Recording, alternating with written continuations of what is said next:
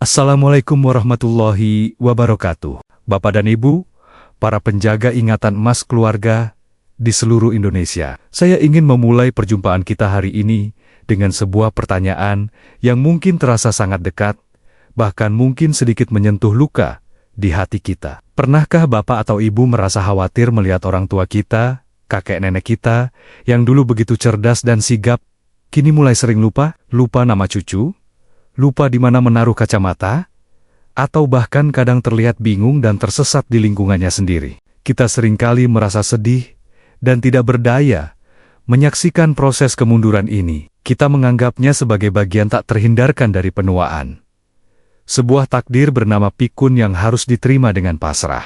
Kita memberikan obat-obatan modern, namun seringkali kemajuannya terasa sangat lambat. Hati kecil kita merindukan sebuah keajaiban, sebuah solusi sederhana yang bisa mengembalikan sedikit saja keceriaan dan kejernihan pikiran orang yang kita sayangi. Namun, bagaimana jika hari ini saya beritahu Anda sebuah kisah yang menghebohkan? Sebuah cerita dari sebuah desa terpencil yang bahkan membuat saya sebagai seorang dokter pada awalnya merasa takjub dan sulit percaya. Sebuah kisah tentang seorang nenek yang daya ingatnya membaik secara drastis, menjadi lebih nyambung saat diajak bicara. Setelah rutin meminum segelas air rebusan bunga berwarna biru keunguan yang cantik ini, Bunga Telang, selamat datang kembali di channel kesayangan kita, Sobat Sehat Penyakit Dalam. Saya Dr. Irfan Ali. Sebelum kita melangkah lebih jauh, saya ingin memberikan sebuah peringatan penting. Video ini bukan tentang obat ajaib penyembuh pikun atau Alzheimer. Kondisi pikun yang parah membutuhkan penanganan medis yang serius. Namun, video ini adalah tentang sebuah harapan.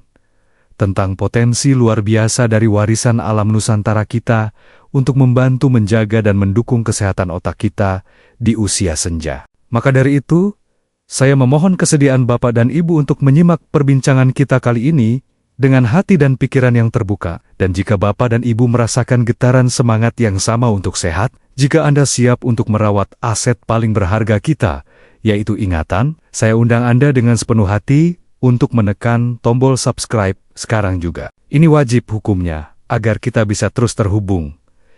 Dan Anda tidak pernah ketinggalan rahasia-rahasia kesehatan penting lainnya. Setelah itu, mari kita tanamkan niat kita dengan menulis di kolom komentar. Saya mau ingatan kuat. Untuk membuka wawasan kita, izinkan saya bercerita tentang Nenek Aminah, seorang wanita tangguh berusia 75 tahun dari sebuah desa kecil di pesisir Cirebon. Beliau adalah sosok simbah atau nenek idaman yang dulu selalu menjadi pusat cerita dan tawa di keluarganya. Namun, beberapa tahun terakhir, awan kelabu mulai menutupi keceriaannya. Cucu kesayangannya lah yang membawa beliau ke klinik saya. Sang cucu bercerita dengan nada sedih. "Dok, nenek saya sekarang beda. Dulu beliau paling jago cerita dongeng. Ingat semua detailnya. Sekarang, seringkali di tengah cerita beliau berhenti. Lupa mau bilang apa. Kadang beliau juga suka bingung, mencari-cari barang yang sebenarnya ada di depannya. Kami sekeluarga sedih sekali melihatnya, Dok. Setelah kami lakukan pemeriksaan, memang benar, Nenek Aminah menunjukkan tanda-tanda awal dari penurunan fungsi kognitif ringan. Ini bukanlah demensia atau Alzheimer yang parah, melainkan sebuah proses perlambatan mesin berpikir yang wajar terjadi seiring usia, namun tetap saja mengkhawatirkan. Kami memberikan beberapa suplemen dan saran untuk stimulasi otak. Beberapa bulan kemudian, sang cucu datang kembali ke klinik saya sendirian. Kali ini dengan wajah yang berbinar-binar. Ia bercerita bahwa Nenek Aminah menunjukkan kemajuan yang sangat menggembirakan. Beliau menjadi lebih hadir, lebih nyambung saat diajak bicara, dan frekuensi lupanya jauh berkurang. Saat saya tanyakan apa rahasianya, sang cucu tersenyum, lalu mengeluarkan sekantung bunga kering berwarna biru dari tasnya. Selain mengikuti saran dokter, saya juga teringat resep almarhumah buyut saya. "Dok, katanya dulu kalau mau pintar dan ingatannya kuat, disuruh minum air rendaman bunga telang ini. Jadi, setiap pagi saya buatkan teh bunga telang tanpa gula untuk nenek. Alhamdulillah, Dok, rasanya ada perubahan." Kisah ini, Bapak dan Ibu, bukanlah sebuah bukti ilmiah tunggal. Namun, ia menjadi sebuah pintu masuk yang sangat menarik bagi saya untuk menelusuri lebih dalam. Apa sebenarnya kekuatan yang tersembunyi di dalam kelopak bunga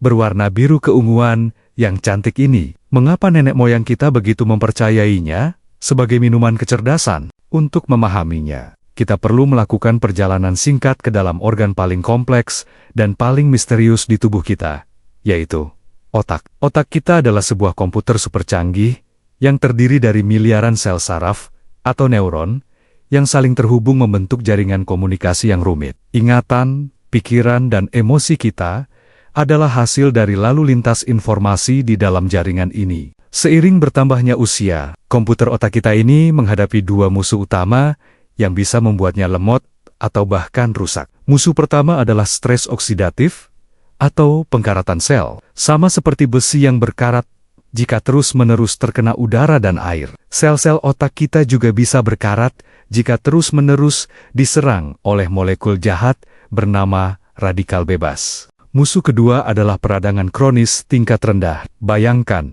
komputer otak kita ini terus-menerus berada dalam kondisi sedikit overheat atau kepanasan. Kondisi panas ini akan mengganggu sirkuit-sirkuit halusnya dan memperlambat proses pengiriman informasi. Kedua musuh inilah yang menjadi biang keladi utama dari penurunan fungsi kognitif dan kepikunan di usia senja. Disinilah bunga telang datang sebagai satria biru penyelamat. Warna biru keunguan pekat yang begitu indah pada bunga ini ternyata berasal dari sebuah senjata super ampuh bernama antosianin. Antosianin adalah salah satu jenis antioksidan paling kuat yang ada di alam. Bayangkan, antosianin ini adalah sebuah cairan antikarat super canggih yang kita semprotkan ke dalam komputer otak kita. Ia akan menetralisir molekul-molekul radikal bebas yang merusak, melindungi sirkuit-sirkuit halus di otak kita dari proses pengkaratan, dan menjaga agar sel-sel otak kita tetap sehat dan berfungsi optimal lebih lama. Selain sebagai antikarat,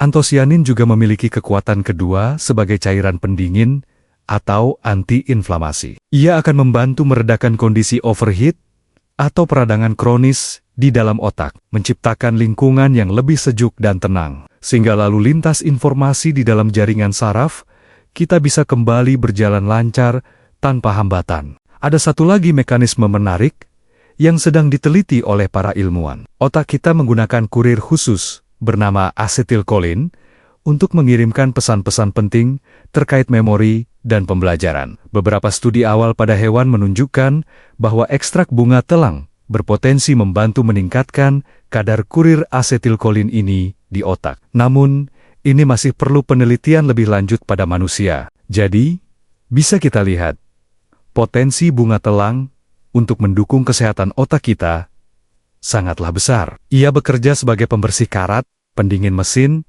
dan mungkin juga sebagai penambah jumlah kurir. Sebuah kombinasi kekuatan yang luar biasa dari selembar kelopak bunga yang tipis. Namun, kita juga harus jujur pada diri sendiri. Minum teh bunga telang saja tidak akan cukup untuk melawan pikun jika kita masih terus melakukan kebiasaan-kebiasaan perusak otak berikut ini. Kenali 4 musuh utama ingatan kita. Musuh pertama adalah pola makan yang buruk, terutama tinggi gula dan lemak jahat. Gula berlebih adalah racun bagi otak kita. Ia memicu peradangan, merusak pembuluh darah halus di otak, dan bahkan bisa meningkatkan risiko penyakit Alzheimer. Begitu pula dengan lemak trans dari gorengan dan makanan olahan. Saya punya pasien, Pak Darmin dari Semarang, yang daya ingatnya menurun drastis. Ternyata, kebiasaan beliau adalah ngemil kue-kue manis dan minum kopi susu manis sepanjang hari. Setelah beliau mengurangi gula secara signifikan,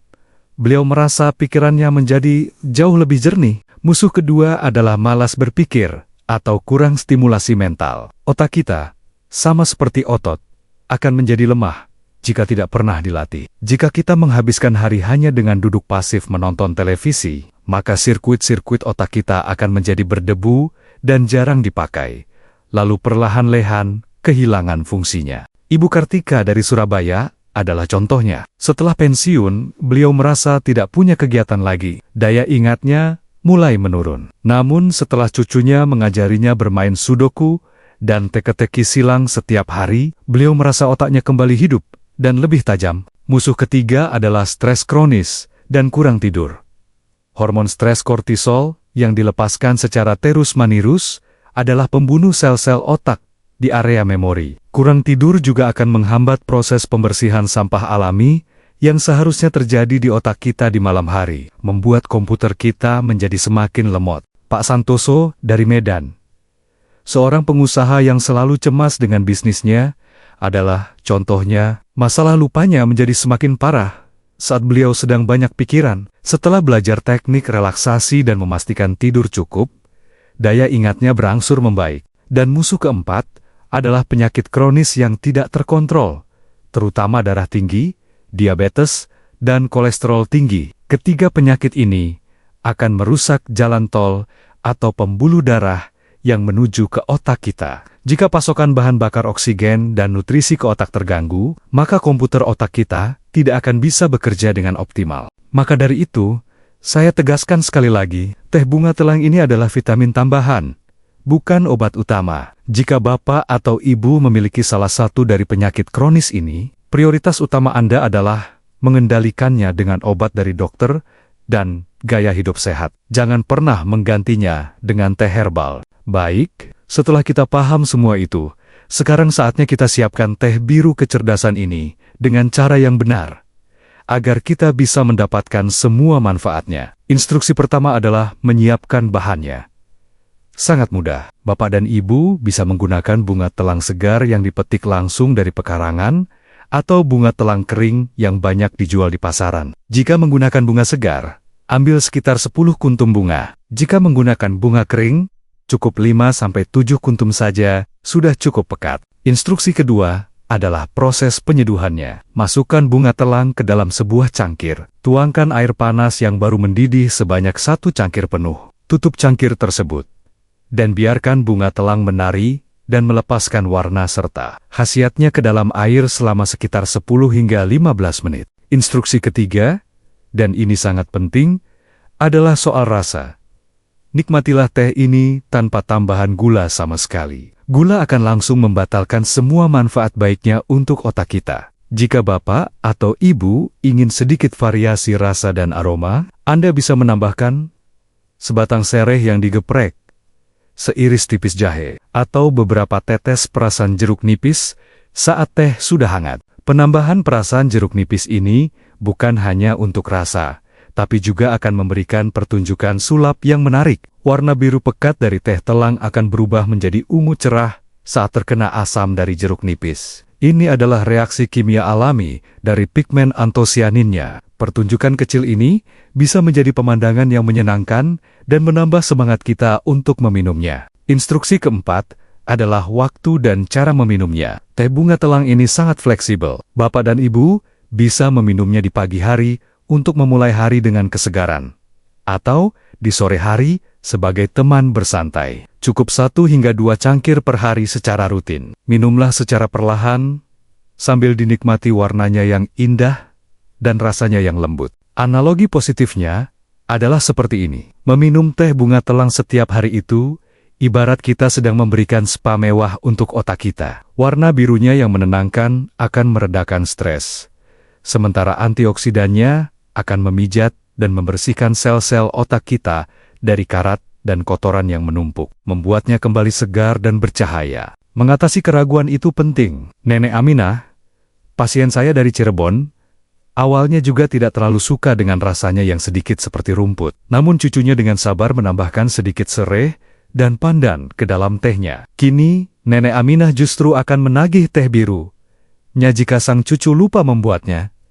Beliau merasakan sendiri manfaatnya, sebab jika kita rutin memberikannya, manfaat dari spa biru ini ternyata tidak hanya berhenti di otak saja. Manfaat tambahan pertama, sangat baik untuk menjaga kesehatan mata, karena antosianin juga melindungi pembuluh darah halus di retina. Manfaat kedua, membantu menjaga kesehatan kulit dan rambut tetap awet muda, berkat kandungan antioksidannya yang tinggi. Manfaat ketiga, memiliki efek menenangkan dan bisa membantu mengurangi kecemasan. Manfaat keempat, beberapa penelitian menunjukkan potensinya untuk membantu menurunkan kadar gula darah. Dan manfaat kelima, secara tradisional, digunakan untuk meredakan batuk dan sakit tenggorokan. Manfaat keenam, yang juga menarik adalah potensinya sebagai pewarna makanan alami yang sangat sehat. Bapak dan Ibu bisa menggunakan air rendaman bunga telang ini untuk memberi warna biru yang cantik pada nasi, kue lapis, atau minuman es. Ini adalah cara yang jauh lebih sehat daripada menggunakan pewarna sintetis yang berbahaya. Mari kita kembali ke kearifan alam. Dukungan ilmiah pun terus berkembang, meskipun sebagian besar penelitian tentang efek langsung bunga telang pada memori manusia masih dalam tahap awal. Penelitian tentang kandungan utamanya, yaitu antosianin, sudah sangat banyak. Jurnal-jurnal internasional, seperti Nutrients atau Journal of Agricultural and Food Chemistry, secara konsisten melaporkan manfaat luar biasa dari antosianin untuk kesehatan otak, jantung, dan pencegahan berbagai penyakit kronis. Namun, sebagai dokter, saya juga wajib memberikan peringatan penting. Meskipun teh bunga telang ini relatif sangat aman, ada beberapa hal yang perlu diperhatikan. Pertama, pastikan bunga telang yang Anda gunakan berasal dari sumber yang bersih dan bebas pestisida, terutama jika Anda memetiknya dari pinggir jalan. Kedua, bagi Anda yang sedang hamil atau menyusui, sebaiknya berkonsultasi dulu dengan dokter sebelum mengonsumsinya secara rutin. Ketiga, dan ini yang paling krusial, jangan pernah menganggap teh ini sebagai pengganti obat untuk penyakit Alzheimer atau demensia yang sudah didiagnosis oleh dokter. Teh ini adalah pendukung, bukan pengobatan utama. Tetaplah patuh pada pengobatan yang diberikan oleh dokter Anda, dan jadikan teh ini sebagai bonus tambahan untuk memaksimalkan hasilnya. Kombinasi keduanya adalah yang terbaik. Sekarang, saya ingin Bapak dan Ibu mengenali 5 alarm penurunan fungsi otak yang tidak boleh kita abaikan sebagai kewajaran usia tua. Jika gejala ini muncul, segera konsultasikan ke dokter. Tanda-tanda bahaya tersebut adalah: pertama, lupa akan hal-hal penting yang baru saja terjadi atau dipelajari. Kedua, kesulitan dalam merencanakan atau menyelesaikan tugas-tugas yang biasa dilakukan. Ketiga, sering merasa bingung tentang waktu atau tempat. Keempat, kesulitan dalam memahami gambar visual atau hubungan spasial. Dan kelima, perubahan drastis dalam mood atau kepribadian. Kita telah sampai di penghujung perbincangan kita. Pesan kunci yang ingin saya titipkan adalah sebuah perbandingan. Biaya untuk membeli sekantung bunga telang kering mungkin tidak seberapa, tapi biaya emosional,